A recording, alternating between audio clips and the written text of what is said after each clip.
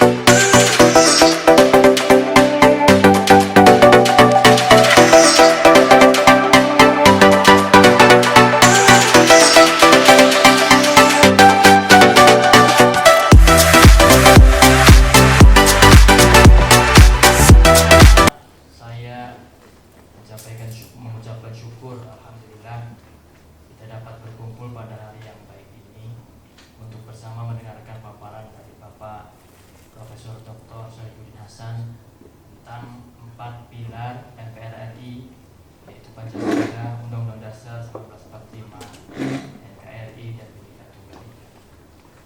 Kami meyakini bahwa sosialisasi 4 pilar merupakan sesuatu yang esensial dalam memperkokoh semangat persatuan bangsa dalam menumbuhkan rasa cinta tanah air, terutama pada generasi muda. Kedua, ya, pengangguran itu turun dari 9% menjadi 5,9% pengangguran. Artinya apa? Orang memiliki kesempatan mendapatkan pekerjaan lebih tinggi. Konsekuensinya karena itu tinggi, maka dapat dipastikan kemiskinan juga turun. Kemiskinan selama 10 tahun itu dari kepada tentang hal-hal yang sangat menjadi sorotan masyarakat saat ini. Saya mengatakan bahwa dari 4 elemen ini semuanya penting sekali, tetapi saya anggap mudah-mudahan itu menjadi modal bagi bapak-bapak dan ibu-ibu bagaimana untuk menjalankan konstitusi ini ke depan yang lebih bagus. Bagaimana berkaitan tadi menarik juga yang Bapak sampaikan, apabila pemerintah pusat dan pemerintah daerah itu ada perbedaan pandangan atau mungkin yang Bapak artikan adalah perbedaan visi misi, dan ternyata visi misi seluruhnya adalah sama. Namun pandangan saya berbeda adalah bagaimana ketika pemerintah pusat dan pemerintah daerah itu memiliki pandangan yang sedikit berbeda, itu adalah hal yang wajar karena kita berada di, sekali lagi, di negara yang demokratis, yang mana setiap individu itu memiliki pandangan masing-masing, dan mungkin perbedaan itu ada di ranah kebijakan atau ada di ranah bagaimana kebijakan dari pusat itu tidak pas dengan yang ada di lapangan gitu. Yang oleh karena itu pemerintah daerah mungkin ada beberapa pandangan yang berbeda atau ada masukan-masukan, dan itu menurut saya yang sehat ya. Lingkungan pemerintahan yang sehat, bahwa ada masukan dari bawah juga, ada kritikan juga dari bawah, bagaimana itu nanti terkait arahan-arahan dari pusat ternyata berbeda di lapangan gitu ya. Nah itu harus dikembangkan lagi. Jadi menurut saya pribadi itu adalah lingkungan pemerintahan yang sehat. Nah itu pandangan yang ingin saya sampaikan. mungkin itu saja. Terima kasih Bapak. Assalamualaikum warahmatullahi wabarakatuh. Setengahnya kedua. Assalamualaikum warahmatullahi wabarakatuh. Yang saya hormati Pak Wajen, terima kasih banyak Pak Wajen, Pak Wakil Ketua MPR, Pak Profesor Syarif Hasan. Sebelumnya perkenalkan saya Neng Rio dari Diaspora Indonesia di Turki maupun juga atas sebagai KDI Komunitas Ekonomi Diaspora. Mungkin izin barangkali tidak secara langsung berkaitan dengan tugas MPR, tapi ada kaitan dengan Prolegnas ya, artinya program legislasi nasional yang saat ini salah satunya adalah membahas masalah demi kewarganegaraan. Tapi mungkin saya lebih fokus kepada bagaimana diskursus hari ini potensi dari diaspora Indonesia yang tersebar di berbagai negara saya tengah menjadi pembahasannya tentang bagaimana dia bisa berpotensi mendukung gerakan ekonomi di dalam ekosistem ekonomi Indonesia. Kemudian juga di antaranya salah satunya adalah yang menjadi pertanyaan biasanya adalah kesetiaan terhadap negara dan juga Pancasila gitu ya. Jadi kalau misalnya orang udah mulai menyinggung boleh nggak sih dari warga negara gitu ya, nanti orang akhirnya mungkin rasa malu, rasa cemas, malu ketahuan gitu kan, saya harus lepas paspor nih dan sebagainya gitu ya. Nah mungkin yang lebih ingin saya tanyakan dan juga berbagi cerita karena kemarin kami ada forum dengan beberapa diaspora internasional dari Amerika, Kanada, Qatar dan juga berbagai negara yang lain. Sebenarnya memang ternyata sudah berkewarganegaraan ganda gitu ya, tapi memang ada rasa malu untuk bercerita, tapi lewat ngobrol saya jadi lebih bisa mengerti apa yang menjadi aspirasi utama dari diaspora dari sisi kepentingan ekonomi Pak Profesor. Jadi salah satunya adalah kalau bicara mengenai pengembangan usaha para diaspora Indonesia di luar negeri, ada fasilitasi administratif yang bisa jauh lebih mudah ketika dia bisa juga memegang kewarganegaraan dari negara tempat di mana dia tinggal gitu ya. Jadi misalnya kalau di Amerika atau di Kanada mereka butuh atau mungkin punya fasilitasi sebagai warga lokal di sana gitu ya. Tapi sebetulnya kalau melihat aspirasinya juga, apa yang mereka lakukan ujung-ujungnya buat kepentingan Indonesia juga Pak Profesor.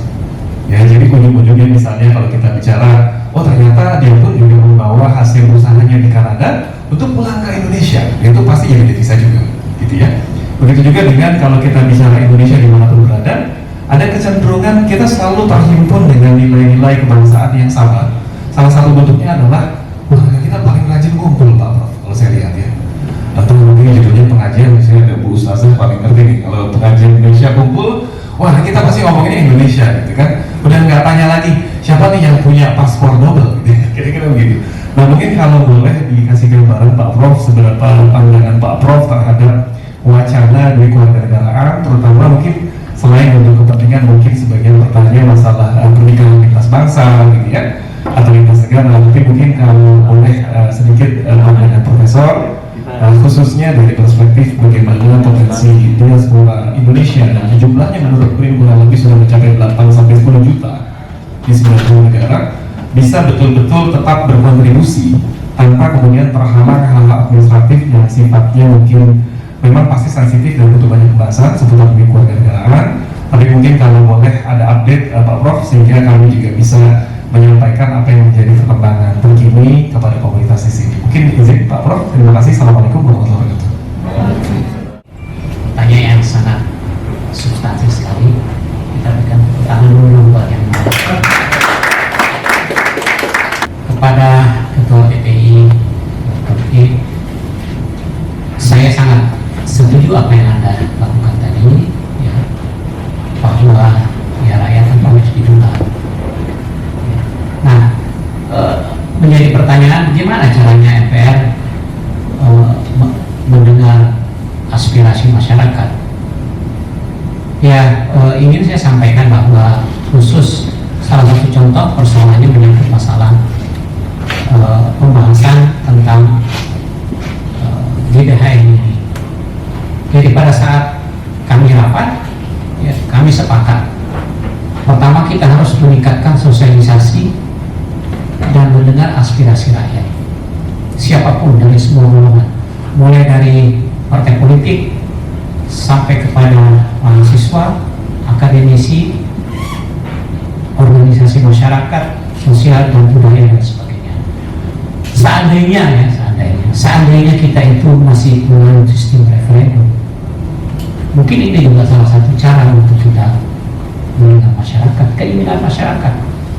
Tetapi karena dalam konstitusi kita tidak mengenal referendum, maka kita melakukan dialog langsung dengan masyarakat yang kira-kira kita petakan sebagai representasi daripada masyarakat tertentu. 270 juta rakyat Indonesia itu kan tidak mungkin dihadapi satu persatu. Nah, kami bersepuluh itu sepakat bahwa kita harus melakukan sosialisasi dengan rakyat, dengan masyarakat secara utuh. Saya sendiri pada saat itu sudah menegaskan bahwa segmen-segmen yang saya sasar itu adalah akademisi. Saya sendiri, sehingga dalam setiap kesempatan saya hampir almost, bahkan pada saat pandemi COVID-19 pun setiap universitas di daerah itu almost saya sudah kunjungi, dan saya berinteraksi dengan para adik-adik mahasiswa, apalagi para dewan-dewan profesor yang sudah pengalaman tentang konstitusi. Semua masukan itu kami masukkan dalam Badan Kajian Ketatanegaraan untuk dibahas. Bahwa di dalam pengambilan keputusan itu ada yang pro dan kontra. Setiap keputusan itu pasti ada pro dan kontra. Yang kita inginkan adalah, kita harapkan yang pro itu ada jauh lebih banyak dibandingkan yang kontra. Di dalam Undang-Undang Dasar 1945 juga sudah jelas dikatakan bahwa memang kedaulatan rakyat itu adalah ya rakyat yang memiliki kedaulatan. Tetapi diteruskan lagi bahwa setiap warga negara harus mengikuti dan mengikat terhadap setiap undang-undang ataupun perundang-undangan yang berlaku. Jadi setiap warga negara itu bebas untuk melakukan memberikan pandangannya, ketidaksetujuannya terhadap sesuatu, khususnya menyangkut masalah penyelenggaraan negara. Warga negara wajib untuk mengikuti undang-undang. Ya, di dalam pasal itu dikatakan bahwa setiap warga negara memiliki hak dan kewajiban yang sama di mata konstitusi di dalam menyalurkan aspirasinya, tapi dilanjutkan lagi dengan mengikuti perundang-undangan yang berlaku. Nah, mengikuti perundang-undangan berlaku di sini termasuk juga tentang peraturan pemerintah yang skalanya lebih rendah. Jadi kalau ada pandangan yang mengatakan, kalau itu tidak demokrasi, ya memang demokrasi itu memang sepenuhnya tidak mutlak, harus ada diatur. Kalau tidak diatur ya sulit. Apalagi rakyat seperti rakyat Indonesia, 270 juta rakyat Indonesia, kalau tidak diatur ya sulit untuk dilakukan. Ketidaksinerginya antara pusat dan daerah relatif apa yang terjadi itu adalah itu menyangkut masalah tentang visi misi saja dari setiap calon. Karena memang gubernur itu sering melakukan improvisasi ataupun bupati improvisasi. Improvisasi itu boleh saja, tetapi sepanjang pokok-pokoknya itu tidak terlalu menyimpang. Bapak Ibu yang telah hadir pada saat ini sebetulnya telah melaksanakan hak dan kewajibannya, Prof, menyalurkan aspirasi, mewakili kelompoknya masing-masing, menyalurkan aspirasi, dan nanti akan digodok oleh Profesor Saifuddin bersama 10 fraksi MPR untuk diterjemahkan dalam rekomendasi ya, Prof, ya, kepada DPR. Jadi betul kita tidak boleh menyia-nyiakan kesempatan ketika kita dapat menyalurkan aspirasi kita ini. Jadi kalau kami boleh secara eksplisit meminta pendapat Prof nih, dari hal yang disampaikan Prof sebelumnya mengenai hari ini sudah ada keputusan sidang gabungan fraksi untuk periode 2019 sampai 2024, maka MPR tidak akan melakukan amandemen UUD 1945 hingga tahun 2024. Kesimpulannya adalah laksanakan hak kita pada pemilu yang akan datang pada tahun 2024 dengan 2000 Februari 14, jangan lupa 14 Februari 2024 berikan hak kita, hak suara kita, memilih wakil-wakil kita yang akan melaksanakan aspirasi-aspirasi kita, penting. Dan presiden ya Prof ya, dan presiden dan wakil rakyat kita.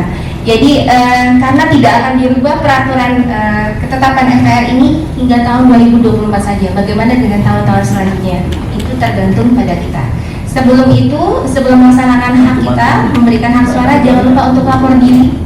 Karena data pemilih akan tergantung pada data lapor diri. Jadi silakan untuk segera menghubungi bagian kanselir ada Pak Aldi, Bu Medi, Pak Oki dan semua, dan jangan lupa untuk follow Indonesia Instagram.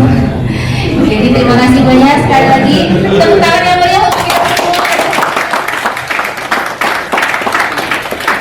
Kami berterima kasih pada Pak Konjen, Bapak Imam Ashari untuk seluruh dukungan beliau, arahan beliau atas terselenggaranya acara kita pada hari ini. Bapak Ibu yang telah hadir dan terlebih pada Bapak narasumber Profesor Dr. Syarifudin Hasan MMBA. Terima kasih banyak Prof atas arahannya hari ini. Saya jadi paham sekali lembaga-lembaga negara. Terima kasih. Ya, terima kasih. Saya bangga sekali bisa menjadi bagian daripada bapak-bapak dan ibu-ibu. Terima kasih khususnya kepada Pak Konjen. Terima kasih atas pengirimannya hari ini. Saya bangga sekali dan saya pikir ini termasuk suatu interaksi yang cukup panjang dan sangat berbobot. Yang kedua, saya ingin menyampaikan bahwa ya mudah-mudahan kita tahun 2024 akan lebih bagus. Ya, kita sekarang bagus, pemerintah sebelumnya bagus, sekarang bagus, mudah-mudahan kita akan lebih bagus lagi, ya kan? Karena ini kan demi untuk kepentingan kita bersama-sama. Ya, sekali lagi, saya bangga sekali berada di tengah-tengah bapak-bapak dan ibu. Sekalipun saya hanya short visit, saya kemarin malam baru datang, dan Pak malam ini saya akan menuju ke Doha. Di Doha cuma 1 hari, setelah itu saya ke Incheon, rapat komisi 1. Konon katanya Pak Presiden tidak akan juga datang ke Korea juga. Mudah-mudahan bisa saya juga silaturahmi dan sebagainya. Ya kita dukung lah, ya. Kita dukung yang terbaik untuk bangsa kita semuanya. Saya pikir itu. Saya mohon maaf atas kekurangan dan saya berterima kasih sekali penghargaan yang luar biasa kepada bapak-bapak dan ibu-ibu, khususnya kepada Pak Konjen yang sangat luar biasa kooperatifnya. Pak Konsul Jenderal RI Istanbul, Bapak Imam Ashari. Kepada Bapak Imam Ashari, diperkenankan. Tenang-tenang Pak Konjen. Terima kasih pada Tesari Turki yang telah hadir ke acara sosialisasi 4 pilar kita pada hari ini, menghadirkan Profesor Dr. Syarifudin Hasan sebagai narasumber. Banyak hal yang dapat digali dari 4 pilar kebangsaan.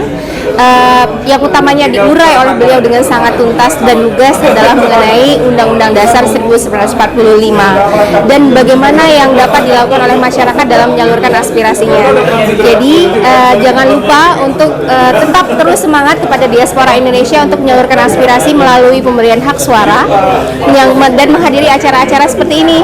Kami sangat bersyukur dan bangga ya melihat aspirasi warga Indonesia, perwakilan dari kelompok-kelompok dan simpul masyarakat di Turki dapat hadir ke acara pada hari ini. Terima kasih sekali lagi Tesari Turki dan sampai bertemu kembali dalam kesempatan yang berbeda. Assalamualaikum warahmatullahi wabarakatuh.